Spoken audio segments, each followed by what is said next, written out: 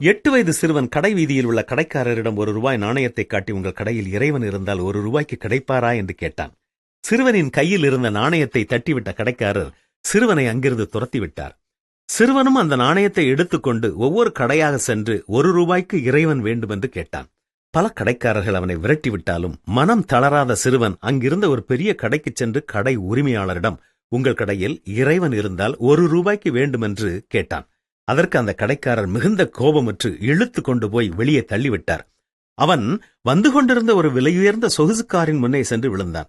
அந்த கார் நிறுத்தப்பட்டது. நல்ல வேளை அடியேதும் படவில்லை. அந்த காரில் இருந்து இறங்கி அந்த பெரியவர் அந்த சிறுவனை பார்த்து என்ன ஆயிற்று என்று கேட்டார்.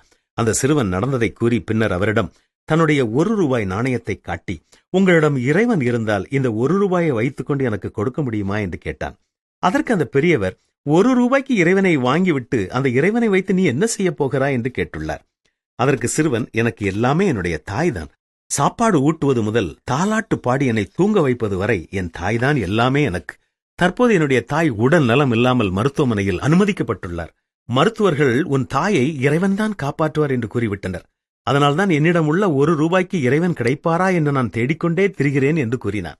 அதற்கு அந்த பெரியவர், உனக்கு ₹1 இறைவன்தானே வேண்டும், நான் தருகிறேன் என்று கூறி ஒரு கடிதம் எழுதி அதை ஒரு உரையினுள் போட்டுக் கொடுத்து, இதனை கொண்டு போய் உன் தாய் அனுமதிக்கப்பட்ட மருத்துவமனையில் குறிப்பிட்ட ஒரு மருத்துவரின் பெயரைச் சொல்லி அவரிடம் கொண்டு போய் கொடு என்று கூறி அனுப்பி வைத்தார். சிறுவனும் அவ்வாறே நேராக மருத்துவமனைக்கு சென்று அந்த மருத்துவரை கண்டு அந்த உரையை கொடுத்தான். அந்த உரையை பிரித்து பார்த்த மருத்துவமனையின் நிறுவனர் தன்னுடைய கைப்பட எழுதி அந்த கடிதத்தைக் கண்டு அதிர்ந்து போய் உடனே அந்த தாய்க்கு தீவிர உயர்தர சிகிச்சைக்கு ஏற்பாடு செய்து அந்த சிறுவனின் தாயை காப்பாற்றினார். இது சமீபத்திலே வாட்ஸ்அப்பில் நான் வாசித்த ஒரு கதைதான். இதை வாசிக்கும் பொழுது என்னுடைய மனதில் வந்த சத்தியம் இதுதான். கடவுளை கண்டுபிடிக்க வேண்டும் என்ற உண்மை உள்ளத்தோடு தேடும் ஒவ்வொருவருக்கும் கடவுள் தன்னை வெளிப்படுத்துகிறார். பல நேரங்களில் நாம் தான் அவரை சரியாக புரிந்து கொள்ள முடியாமல் இருக்கிறோம்.